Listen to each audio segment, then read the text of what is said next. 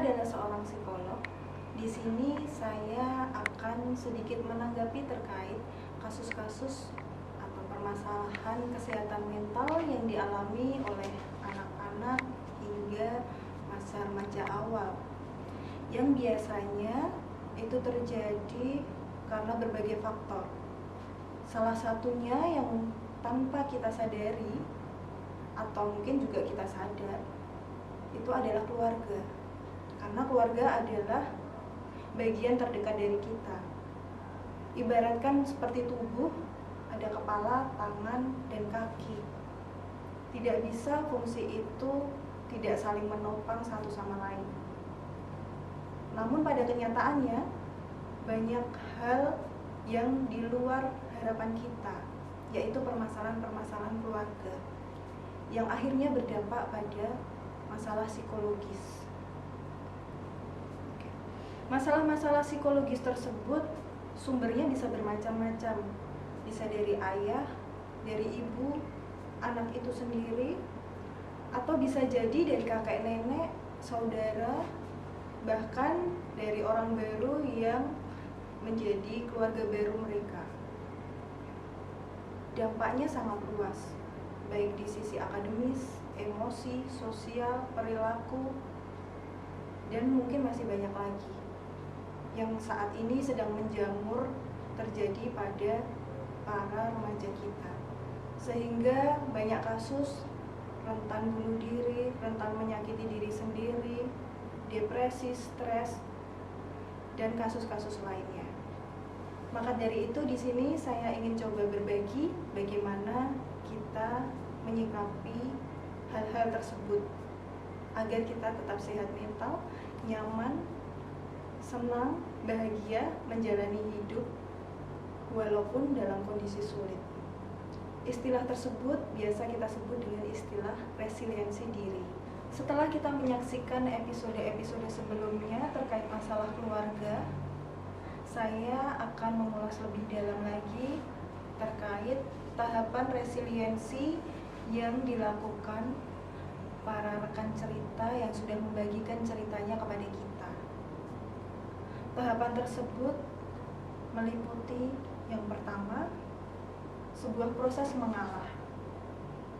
Ketika kita menghadapi suatu masalah, biasanya pertama kali yang kita lakukan adalah mungkin kaget, mungkin tertekan, mungkin merasa stres, merasa depresi, merasa cemas, belum bisa menerima dan tidak berdaya menghadapi situasi yang menerpa kita. Terutama jika itu masalah menyangkut keluarga. Tentu tidak mudah bagi setiap orang untuk menghadapi masalah keluarga, seperti mungkin perceraian atau pernikahan kembali orang tua, atau KDRT yang dilakukan oleh seorang ayah kepada ibu kita, atau tindakan-tindakan lain yang menyakiti kita berupa fisik, verbal, yang akhirnya berdampak pada psikologis kita. Proses pertama itu biasanya dilalui begitu sulit, karena kita harus berkecamuk dengan kondisi psikologis kita sendiri, akan bertahan atau menyerah. Bagi individu yang kuat dan mampu untuk menghadapi situasi yang dihadapi, ia akan mampu untuk bertahan.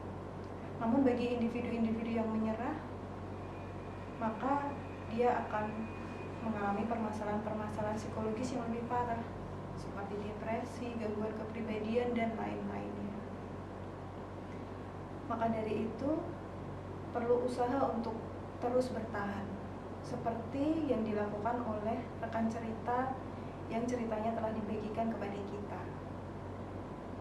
Proses kedua yang mereka lalui adalah bertahan dari kondisi yang mereka hadapi. Mereka tidak lari dari masalah.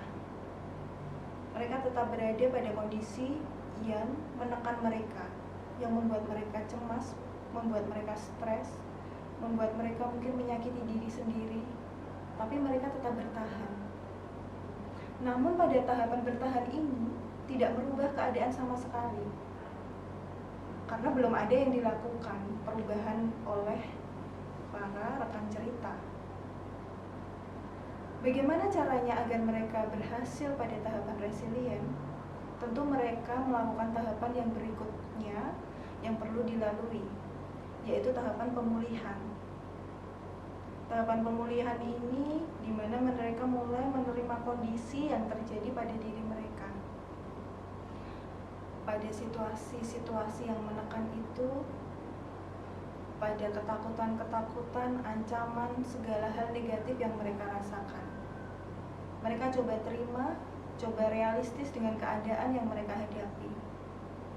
Kemudian tidak berhenti pada tahap itu saja atau pada hal itu saja, tapi mereka mengembangkan strategi untuk menghadapi situasi yang menekan tersebut. Strateginya bermacam-macam tentu untuk tiap orang, seperti yang sudah dibagikan oleh rekan cerita kita. Karena masalah mereka juga bervariasi, meskipun sumbernya sama semua, dari masalah keluarga. Setelah mereka berusaha keras untuk melakukan strategi menangani masalah tersebut dan mereka berhasil melaluinya, tahapan terakhir yang terjadi adalah berkembang pesat. Apa itu berkembang pesat? Berkembang pesat adalah suatu kondisi di mana rekan cerita sudah mampu menangani masalahnya, mampu belajar dari pengalaman permasalahannya, dan bisa menerapkan dalam situasi lain ketika dia berada pada situasi yang krisis. Dia bisa mengubah nasib, belajar dari apa yang sudah terjadi, yang sudah bertubi-tubi dia hadapi. Kemudian dia berusaha menjadi pribadi yang lebih baik, merubah keadaan, dan memperbaiki keadaan. Itu adalah tahapan terakhir ketika seseorang sudah mampu resilient.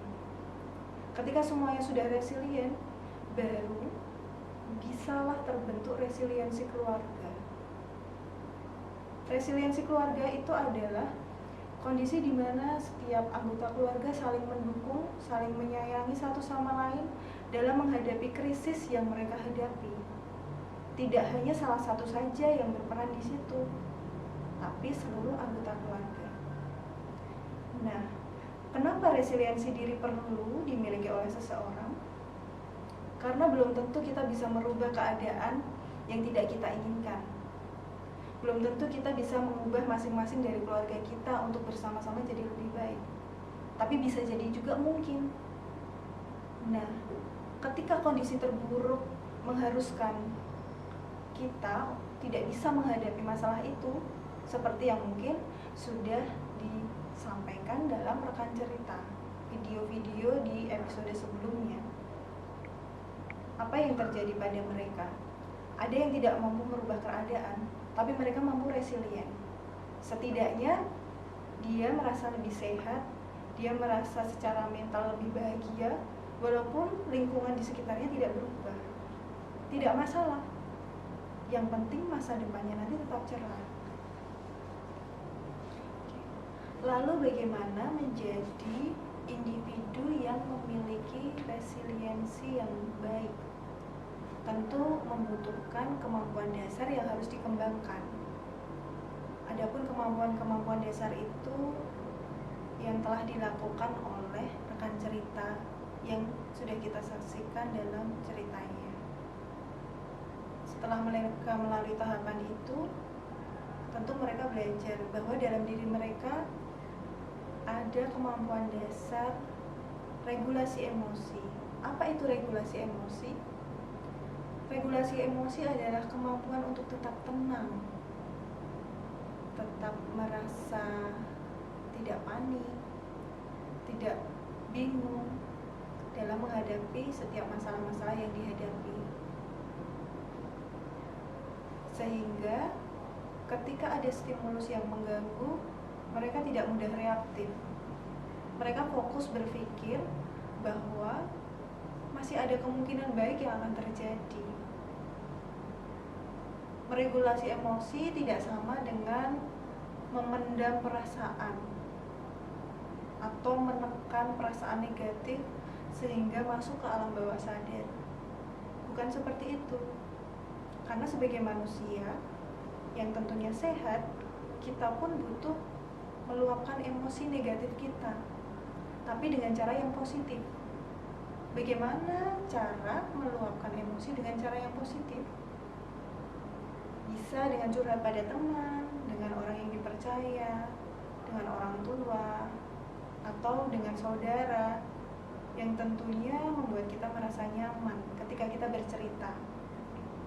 Bagaimana ketika tidak ada yang mau mendengarkan, seperti pada masalah-masalah keluarga yang sudah kita saksikan?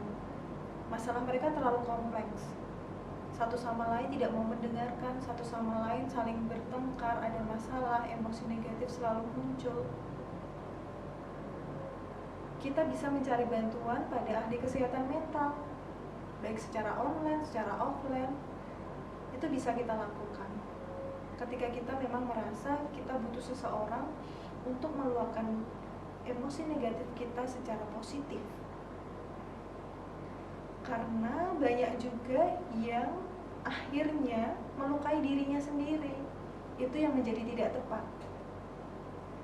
Tidak tepat kenapa? Karena emosi negatifnya dia keluarkan untuk menyakiti dirinya sendiri. Ada yang mungkin menyayat tangannya, ada yang menjentuskan kepala ke dinding, ada yang mungkin kemudian melukai dirinya sendiri dengan cara-cara yang lain. Itu yang tidak dianjurkan. Sehingga dari rekan cerita kita di video sebelumnya, kita bisa belajar dalam kondisi yang menekan seperti itu, bagaimana kita harus meregulasi, mengatur emosi kita agar tetap tenang dalam menanggapi masalah dan tetap fokus terhadap pikiran bahwa nanti akan ada kemungkinan baik yang akan terjadi. Itu yang pertama. Kemudian yang kedua, masih kaitannya dengan tadi mengelola emosi, kita tidak gegabah merespon stimulus. Maksudnya bagaimana? Biasanya ketika kita sudah dalam kondisi krisis, kondisi tertekan, terutama masalah keluarga yang kompleks, jika ada stimulus sedikit saja yang kita rasa negatif di lingkungan sekitar kita, kita akan cenderung reaktif. Padahal mungkin itu tidak relevan dengan permasalahan yang sedang kita hadapi. Tapi karena masalah krisis di keluarga itu sudah bertubi-tubi dan bertumbuh, itu membentuk kepribadian kita jadi lebih reaktif terhadap sesuatu. Nah, jika setiap masalah yang sepele, kecil di lingkungan kita, kita tanggapi secara negatif, maka energi kita akan habis, sehingga sulit untuk menjaga regulasi emosi kita tetap positif. Nah, baiknya tidak gegabah merespon setiap stimulus yang ada. Tentu harus dipilah mana yang harus diselesaikan terlebih dahulu, mana yang perlu kita tanggapi, mana yang perlu kita abaikan.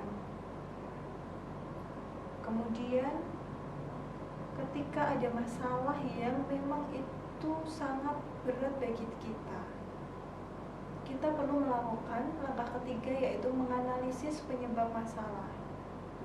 Analisis terlebih dahulu. Sebenarnya apa pemicu masalah tersebut?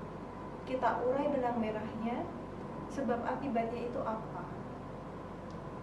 Agar kita tidak melakukan hal-hal yang merugikan diri kita. Misalnya yang pertama, tidak menyalahkan diri sendiri. Terkadang kita yang terbiasa memiliki masalah, misalnya di keluarga, sering disalahkan oleh orang tua, melakukan apapun dianggap salah, tidak pernah mendapat penghargaan. Secara tidak langsung itu berpengaruh pada kita menyikapi sesuatu hal. Setiap ada masalah, kita selalu menyalahkan diri kita. Itu jadi tidak tepat. Yang akhirnya itu terkait dengan kita menggeneralisasikan masalah.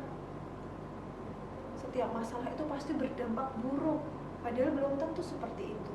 Nah, kita kembali tadi untuk meregulasi emosi, kita tetap tenang dan fokus pada masalahnya itu sebenarnya apa dan strategi pemecahannya bagaimana.